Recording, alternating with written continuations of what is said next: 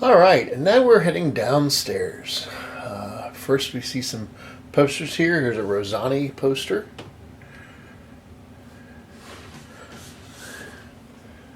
Very cool. Salerno.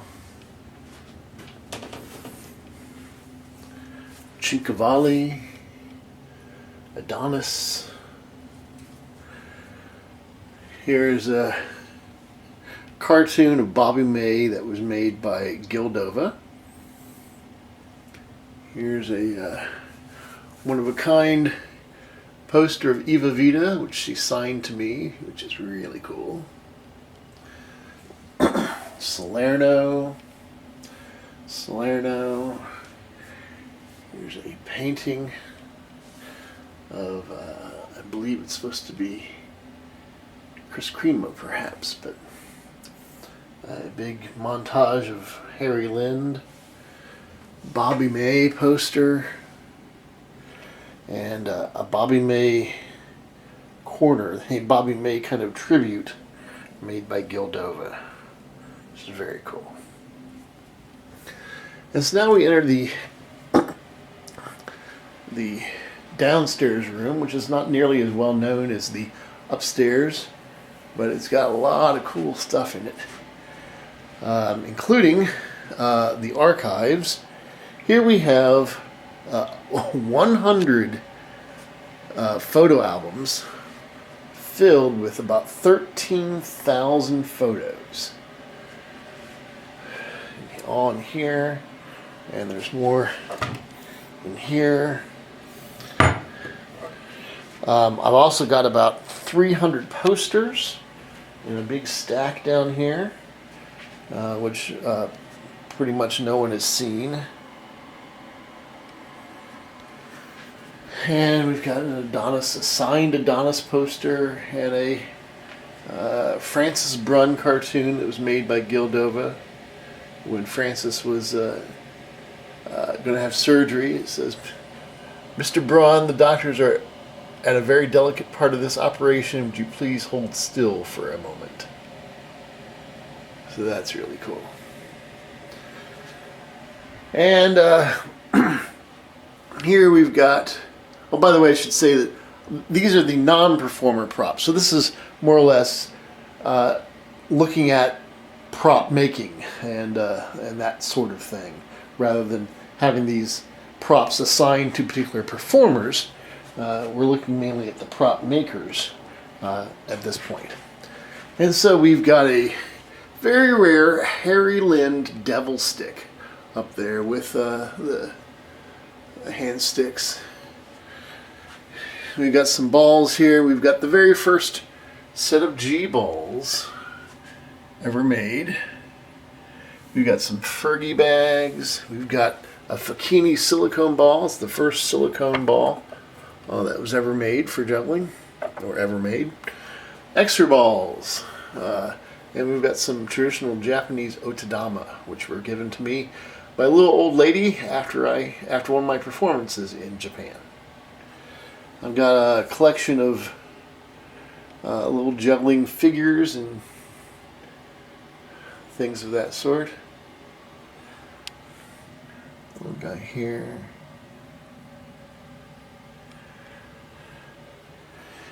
And I've got a collection of miniature clubs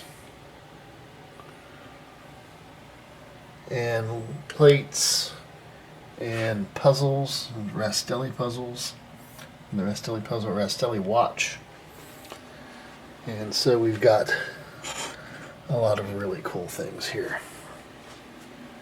And down there we have more photo albums, and we've got random things like this. This is a painting by Sergei Ignatov. So that's pretty cool. All right. I'll get back to that in a moment. Let's start with Edward Van Wyck. Van Wyck was one of the first prop makers. He was the first retail maker of clubs. And so we've got some of his clubs here. This first one in the front right there is probably the oldest Van Wyck I've got.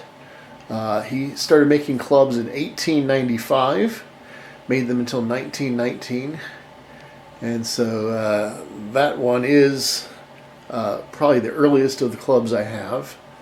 But we've got various models here. I've written in some of my articles and some of my books about how these various clubs were made, and so I would highly recommend that you get that, especially if you want to know about Van Wyck. Check out Juggling Props: A History, Volume 1, a book that I wrote. So we've got various clubs of his, including these miniature ones, which you can see there. We've got a mirrored one there, and pretty cool. Van Wyck was famous not for just making hollow wooden clubs, but he introduced foil decorations to clubs, and so in his mind that was his greatest invention. But here you can kind of see how they were made in the three sections: one cup here and one cup here, and then the handle. We have some other Van Wyck props. I've got 3 Van Wyck knives up here. Super, super rare. And a giant Van Wyck club up there as well. And I have one other Van Wyck prop, which is this mouth stick here. You spin 3 plates on it. But the sticks are new, but the mouth stick itself was made by Van Wyck.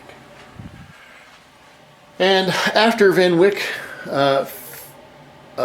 finished making clubs, he turned his club making part of his business over to Harry Lind.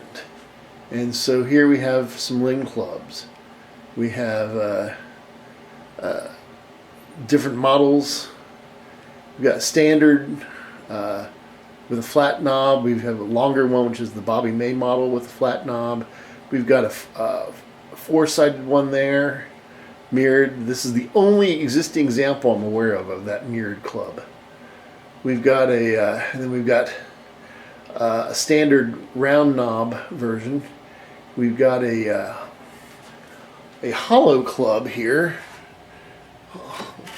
This is probably hollowed out after the fact, after it was purchased. But it's a really cool club. It makes the club super light, and that was I think the purpose of this was to teach kids, the Juggling Jackson kids, how to juggle, and so they use these holy clubs, if you will. Then we've got the 8-sided Harry Lind club there with the different decorations. Alongside these, we have 2 clubs, these 2 here on the right side. Those are exhibition swinging clubs. They are not made for juggling because the walls of the clubs are not thick enough, but they are made for swinging. When people would perform with club swinging all day to try and sell exercise clubs, they would have these hollow ones that they could do all day without getting too exhausted. And they were kind of the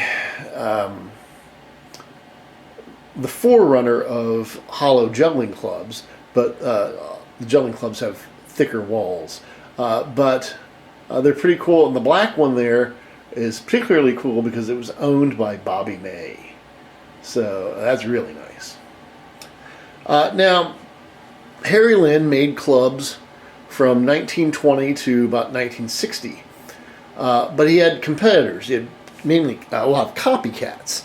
And so here we have some of the copycat clubs going from left to right. Jack Miller, and then George Toll, Doc Crosby, the Jackson brothers, and then an unknown one there, and then the last 2 there on the right are made by Arthur Mann. The white one with the horizontal stripes is a paper mache club, and then the one on the far right, the smaller one, is a upholstered club that is stuffed with horsehair. And so those are pretty cool. Alright. Some other old clubs, another type of old club, are skeleton clubs. And all of the clubs here on this shelf are skeleton clubs. And so you can see kind of the way they were made. And sometimes they were covered with fabric or twine in this example, or even shrink wrap plastic in this example, or sometimes they were just left open. We've got models here from David Booth, unknown makers. Homer Stack made these right here. These two models were made by Harry Parker. And then we've got a Tau Vegas club, which came out of Baltimore, Maryland area. And then we've got a 1950s twine skeleton club. And so that was another type of club that was popular in South America and Europe and Russia, as an alternative to what the Americans were doing with the hollow wooden clubs that Van Wyck and Lynn made. Another type of club that was popular were these wicker clubs, also known as rattan clubs. That these 5 right here were. And these also sometimes known as basket clubs. And these were an alternative, and they were used both in the United States and in Europe. In fact, John Breen, the first person to juggle 7 clubs, apparently used some type of basket club like this. And so they're very cool. Here we have a metal club with a wooden handle. I would not recommend that.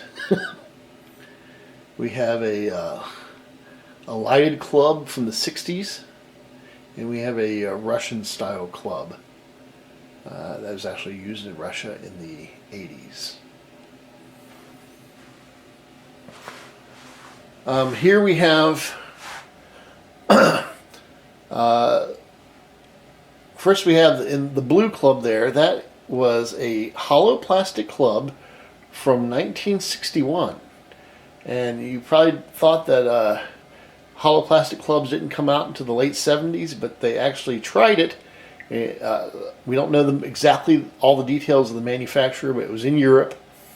And it was a hollow plastic club. It was actually too light, and so it never caught on.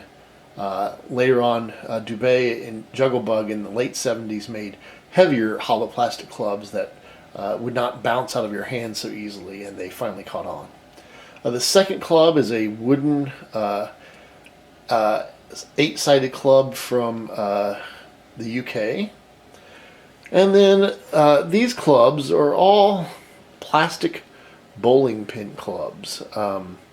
This one right here is a Carlo style club. Carlo was a juggler and author who had a very famous book where he taught how to make these clubs using plastic toy bowling pins. And so I have an example of that from the 60s or early 70s. And then this next club right here, that's a Dave Madden club. Dave Madden was a juggler in the 1960s. He made these clubs. And it was that club that inspired this next club, which is very important. That is a Jay Green club from 1964. And it was the first club that had a foam knob and a foam end and a squeezable handle. And it's more or less the first modern club. This club from 1964 is what inspired the clubs that 90% of the jugglers use today. And the next one is a European model of Jay Green. And then this last club was made by and used by Dan Sadoff, and it was more or less the same type of design copying kind of what Jay Green had done. Down here we come to fiberglass clubs. There were 3 makers of fiberglass clubs. The most famous was Stu Reynolds, who started making them in 1969, and he was a master at making them. He was a chemist at DuPont, and he made small ones and big ones and thin ones and all types of ones that we had. You might have seen in part 1 a giant one for Ken Binge that he made. But so we've got 6 different models. The 3 there along the side, and the first 3 all the way up to this bottle club there. And then we've got 4 clubs that were made by Claude Crumley. These are all hollow fiberglass clubs.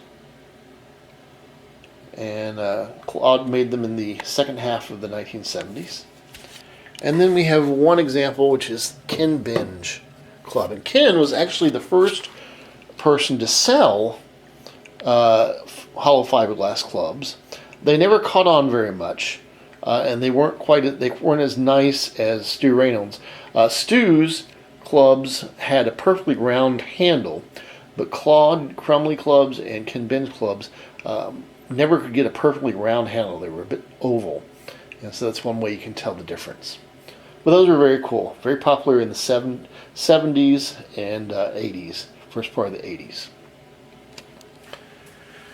And here we come to a hodgepodge of clubs.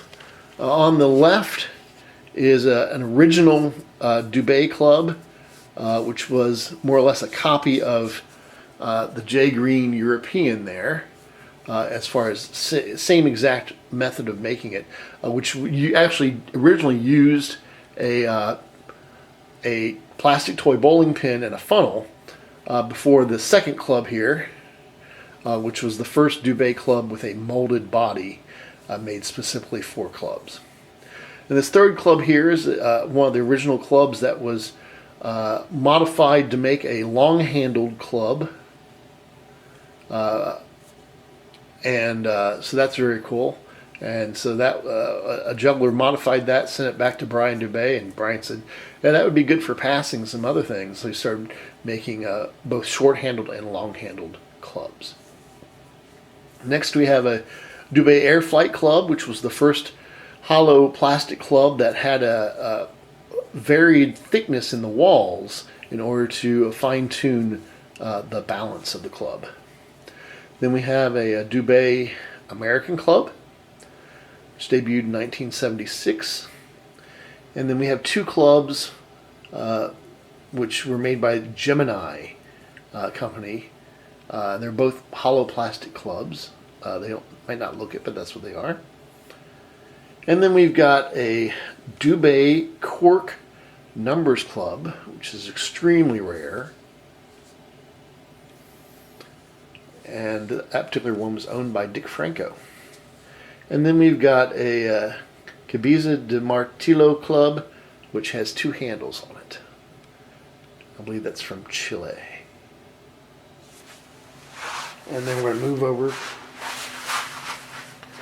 Here we've got most of these on this shelf are foam clubs. The first 2 there on the left were made by Lee Letchworth. And the way, as a teenager, he figured out a way of making these clubs using expanding foam and a wooden mold. And he made some really nice clubs in the late 70s and early 80s. And then we've got a Reflection Soft Club, the yellow club there, which was made in 1991, very popular for a little bit with combat. And then we've got a Jugglebug Prototype Rainbow Foam Club. And we have 2 clubs made by Scott Sorensen, the Super Juggler Prototype clubs. And then we've got a horrible IKEA foam club. And a Jugglebug Kids Foam Club. And then on the end is not a foam club, it is a crocheted club made by Erica Couch Slesnik, specifically for the museum. And then we've got some other unique clubs here. We've got a Renegade Cuphead Club, Renegade Numbers Club, a Radical Fish Club, a Nikita Club, the purple one there, a Mr. Robot's Flash Club, a Freaks Unlimited Acrobat Club, the one with the blue handle. That's the first club, first modern composite club that did not have a wooden handle, but had a plastic handle. Now we're accustomed to clubs that have alternatives to wood as the core of it, but that was the first example. And then we've got a numbers club that I made for doing 7 and 8 clubs with. And then we've got 2 clubs made by Joe Cam. We've got this laser cut skeleton type club in the front, and behind it we have a porcelain club. It's a work of art, truly is. It's a wonderful club, but you don't want to drop it because it would shatter.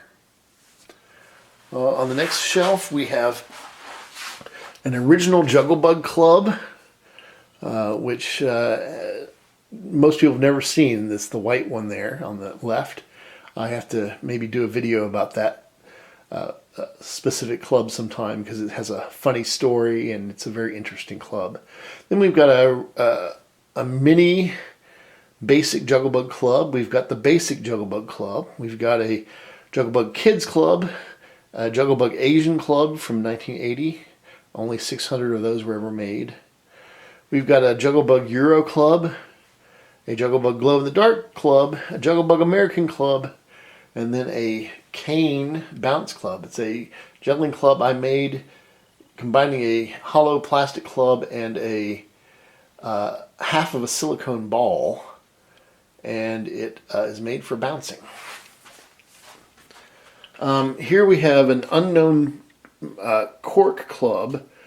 Cork clubs were another alternative to hollow wood and wicker and skeleton clubs. They would stick a handle into a piece of cork and then would lathe out that piece of cork for the body. And then we've got some rare, 2 examples of rare Ricker clubs. The pink one with the pink section there and the yellow club. And then we've got a hollow wooden club that's more modern. And then another hollow wooden club made by Philip Gross. A weird red bulb club from the UK. Some unknown club from the 1950s. A 1960s wooden club, miniature wooden club that was used by some clown in a circus. And then a John Juslin Russian style club there. Up top we have some statues. 3 of them are by Josie. We've got someone, well, you can see the 3. The golden one is the IJA Founders Award. It shows Art Jennings with his giant clubs. That's on loan from the IJA archives, but the other 3 are part of my collection. They're pretty cool. Well, also I forgot. I've got this little collection here and this display that kind of show how Harry Lynn clubs were made. But that might have to wait for another video.